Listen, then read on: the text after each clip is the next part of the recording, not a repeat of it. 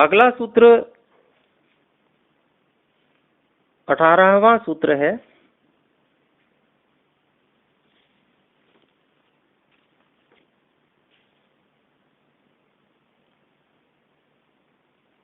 अठारहवां सूत्र बताने से पहले महर्षि व्यास जी इसकी भूमिका बताते हैं कि भाई संप्रज्ञात समाधि तो पता चल गई, अब इसके आगे असंप्रज्ञात समाधि का क्या स्वभाव है, उसका उपाय क्या है, उसके बारे में अगला सूत्र 18वां सूत्र बता रहा है। तो महर्षि पतंजलि ने ये सूत्र बनाया, वो सूत्र है, मैं पढ़ रहा हूं। विराम प्रत्ययाभ्यास पूर्वः संस्कार शेषो अन्यः।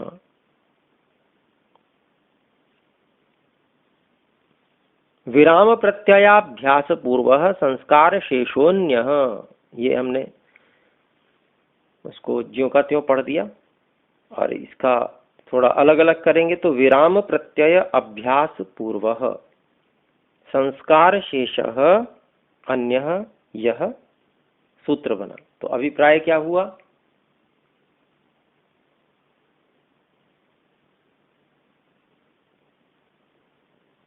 इसका अभिप्राय हुआ विराम, विराम मतलब रुक जाना। किन का रुक जाना? प्रत्यय का, ज्ञानों का।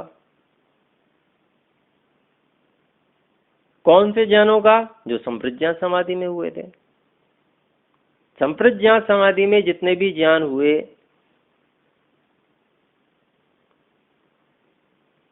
उनको योगी उनसे वैराग्य विरक्ति प्राप्त करके उनको रोक देता है। उनके विषय में हे उपादेयता, हेयता उपादेयता के विषय में जान जाता है, अपना भी स्वरूप जान जाता है, मेरी क्या सामर्थ्य है पता चल जाती है। जब तक पता नहीं होता तो अपने आप को पता नहीं क्या क्या समझता है, जब पता चल जाता है तो पता चल जाता है ये क्या है। और फिर जब पता चल जाता है तो ठीक है, मैं हूं जैसा भी हूं, पर कोई ऐसा भी नहीं हूं कि जिसके विषय में मुझे बहुत ज्यादा विचार करना है। इससे इस विषय से भी वैराग्य विरक्ति हो जाती है। तो इस ज्ञान को भी रोकने का वह अभ्यास करता है। तो पीछे के हुए जितने भी ज्ञान हैं उनसे वैराग्य को प्राप्त करके उनके रोकने के अभ्यास पूर्वक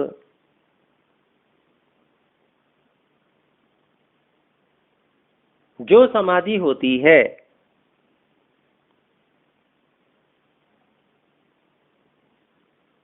वह संस्कार शेष वाली समाधि है। संस्कार शेष का अभिप्राय कि जितने भी ज्ञान तब तक हुए और उन ज्ञानों से विरक्ति भी हुई,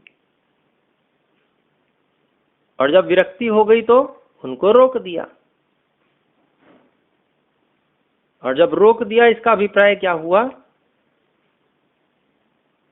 क्या वृत्ति बाकी नहीं है, केवल उनके संस्कार बाकी हैं। संस्कार ऐसी स्थिति में है कि वो वृत्ति के रूप में आ नहीं पा रहे हैं।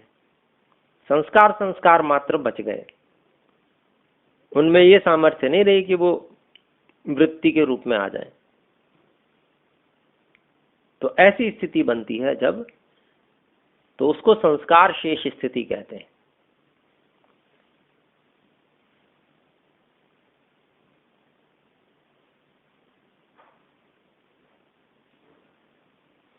तो यह जो स्थिति है यह संप्रज्ञात से भिन्न, अन्य, अन्य कहते हैं, अन्य मतलब भिन्न, यह भिन्न समाधि है ऐसा कहा जा रहा है। तो भिन्न मतलब संप्रज्ञात से भिन्न का मतलब हो गया असंप्रज्ञात समाधि है। तो विराम प्रत्यय अभ्यास पूर्व, सभी ज्ञानों को रोक देने अर्थात ऊंचे वाले वैराग्य, सभी ज्ञानों को इसीलिए तो रोक रहे हैं क्योंकि ऊंचा वाला व्यवहार वैराग्य हो गया, जिसके विषय में हम पीछे पढ़ के आए थे, पर वैराग्य। तो पर वैराग्य के अभ्यास पूर्वक जो संस्कार मात्र शेष रह जाने वाली स्थिति होती है चित्त की, वैसी स्थिति में असंप्रज्ञात समाधि होती है। चित्त की वह स्थिति असंप्रज्ञात समाधि कहलाती है। तो इसका हम भाष्य देखते हैं। महर्षि व्यास जी ने क्या बात बताई इसमें। तो कहते हैं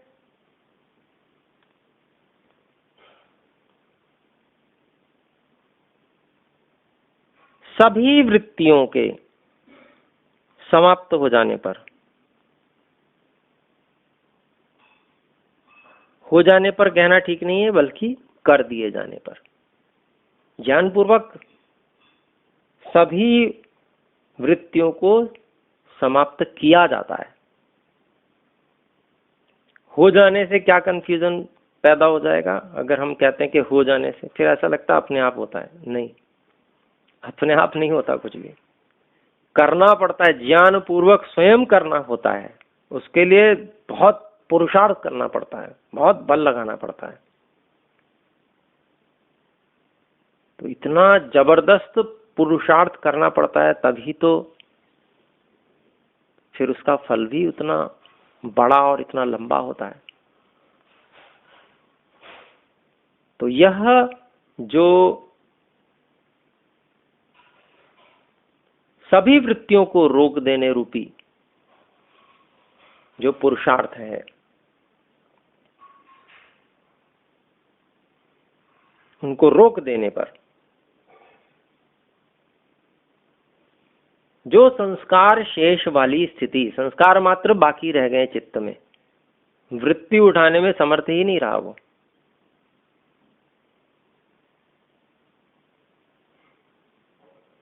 वृत्ति कैसे उठा रहा था? प्राण के माध्यम से उठा रहा था। प्राण तो यूं तब भी वैसा ही कार्य करेगा, सात्विक रहेगा, अच्छी बात है, लेकिन प्राण तब भी वैसा ही कार्य करेगा। परंतु प्राण के अलावा भी वहां पर कारण था। वहां क्या कारण था? आकर्षण भी कारण था, तृष्णा भी कारण थी, विषयों की तृष्णा कारण थी, जिसके कारण से वृत्ति उठा रहा था मन, संस्कारों को उठा रहा था मन प्राणों के सहयोग से। परंतु जब तृष्णा समाप्त हो गई,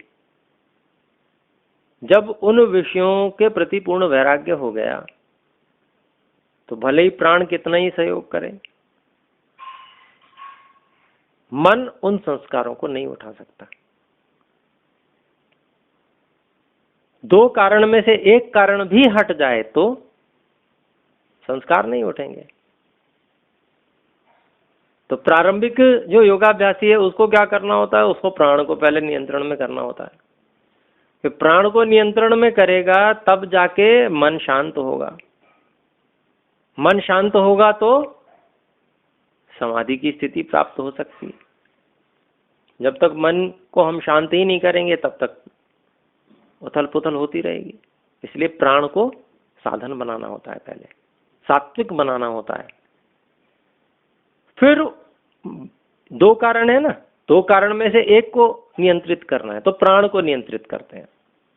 क्योंकि वासनाएं, संस्कार तो जन्म जन्मांतर के हैं, उनमें जो राग द्वेष जुड़े हुए हैं वो भी जन्म जन्मांतर के हैं, बहुत प्रबल होते हैं। एकदम से उनको काबू करना संभव नहीं होता है। तो पहले प्राण के माध्यम से प्रयास करते हैं और उन पे भी चोट करते रहते हैं, उनका विरोध करते रहते हैं। नहीं, मेरा ये उद्देश्य है, इसको प्रतिपक्ष भावना कहते हैं। आगे भी इसका विशेष आएगा। कि नहीं, मैं तो अब योग मार्ग का पथिक बन गया हूं, मैं ऐसा कोई विपरीत कार्य नहीं कर सकता, या मन में कोई ऐसा विपरीत भाव नहीं उठा सकता, किसी गलत संस्कार को मैं नहीं उठा सकता। अगर किसी प्रकार गलती से वो आ भी रहा है तो मैं तुरंत उसको हटाऊंगा। मैंने अपनी इच्छा को किसी प्रकार से संस्कारों के अनुरूप चलाना प्रारंभ किया, अबोधता के कारण से, अज्ञान के कारण से, मैं तुरंत उसको सावधान होकर रोक देता हूं। ये कार्य निरंतर चलता, सतत चलता है। और फिर उसके बाद में जब समाधियां हो जाती हैं, संप्रज्ञात समाधियां, तो फिर उनको भी रोक देता है, संप्रज्ञात समाधियों के ज्ञान को भी रोक देता है, और पर वैराग्य, ऊंचे वाले वैराग्य का अभ्यास करता है। तो अभ्यास करने के बाद जब उसका अभ्यास हो जाता है तो फिर संस्कार शेष स्थिति बचती है। संस्कार बचे रहते हैं लेकिन उठ नहीं पाते हैं, वृत्ति की ओर नहीं बढ़ पाते हैं, रोकने में समर्थ हो जाता है।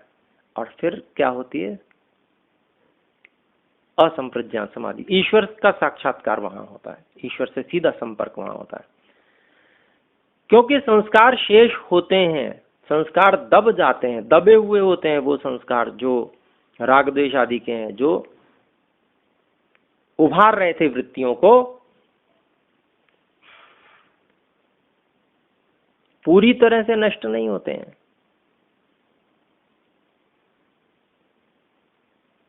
संस्कार शेष रहते हैं। और फिर इस संप्रज्ञात समाधि में वह पूरी तरह से ईश्वर की कृपा से, ईश्वर की सहायता से, उन राग द्वेष आदि जो बिल्कुल दब गए थे संस्कार, उनको ज्ञान की अग्नि से, ईश्वर की सहायता से फिर दग्ध बीज भाव अवस्था में पहुंचाया जाता है। वहां पर फिर कार्य चलता है। फिर असंप्रज्ञात समाधि में ईश्वर की सहायता से उन संस्कारों पे कार्य चलता है। फिर वो बिल्कुल भून दिए जाते हैं। जब भून दिए गए फिर तो संभव ही नहीं है कि वो आगे कुछ भी कर पाए।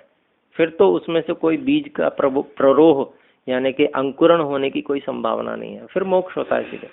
तो यही बात यहाँ पर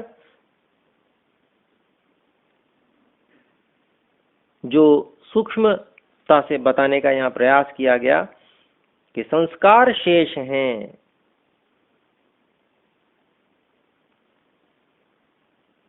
और ऐसी स्थिति में जो रुका हुआ चित्त है, उस रुके हुए चित्त की जो समाधि है, समाधि अर्थात अवस्था है, उसको असंप्रज्ञात समाधि कहते हैं।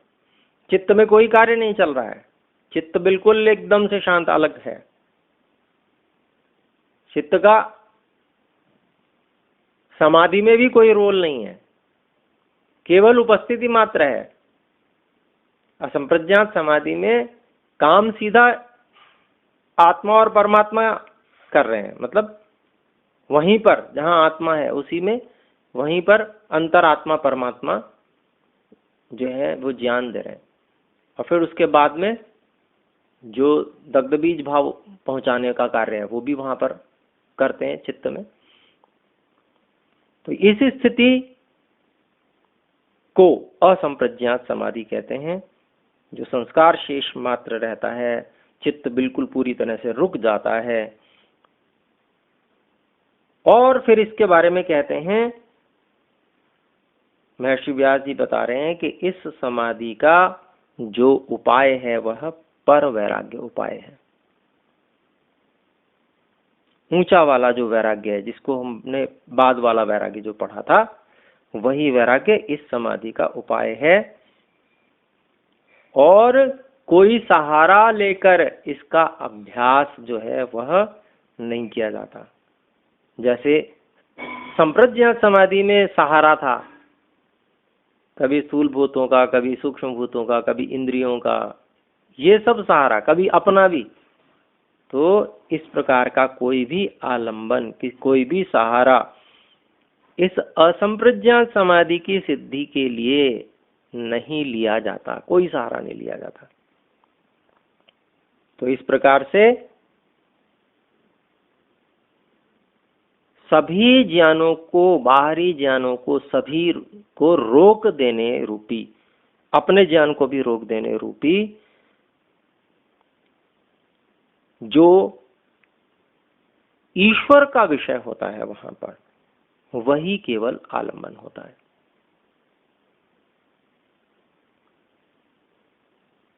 तो बाहरी सभी वस्तुओं से ये स्थिति शून्य होती है और फिर इसके अभ्यास पूर्वक जो चित्त है वो आलंबन रहित होता हुआ अभाव जैसे हो गया हो चित्त का, ऐसा हो जाता है और इसी को निर्बीज समाधि भी कहते हैं। तो ये जो स्थिति है ये अंतिम स्थिति तक पहुंचने की स्थिति है, अर्थात ये स्थिति हो गई। इसके बाद में संस्कार दग्ध बीज भाव को पहुंच गए ईश्वर की सहायता से, उसके बाद में फिर जन्म नहीं होगा। फिर तो इसको कहते हैं ना, जैसे कोई कुम्हार ने चक्र को घुमाया, उसमें जितनी ताकत लगा दी सो लगा दी, अब वो चक्र जब तक घूमेगा तब तक घूमता रहेगा। उससे पहले उसने अपना जो बर्तन बनाना था उसमें मिट्टी जो रखी हुई थी, लौंदा रखा हुआ था, उससे मिट्टी से बर्तन बना लिया, बर्तन बनाने का काम पूरा हो गया। अब हाथ से पकड़ के रोकता नहीं उसे, चक्र को घूमते रहने देता है। ठीक इसी तरह से शरीर का काम तो पूरा हो गया, मन बुद्धि आदि जितने भी साधन थे सबका काम जिसके लिए वो मिले थे वो सब काम तो पूरा हो गया, पर क्योंकि पूर्व जन्म के कर्मों का फल मिलने से शरीर शेष रहता है, तो जब तक इसकी सामर्थ्य बाकी है, जितनी सामर्थ्य मिली थी तब तक चलेगा। फिर उसके बाद ये अगर जब नष्ट हो जाएगा तो शरीर के साथ स्थूल शरीर नष्ट होगा तो सूक्ष्म शरीर भी, वो भी प्रकृति में विलीन हो जाएगा, उसकी भी आवश्यकता नहीं है। और जीवात्मा बहुत ही लंबे काल तक ईश्वर के सानिध्य को प्राप्त रहता है। तो यह हमारा 18वां सूत्र भी पूरा हुआ।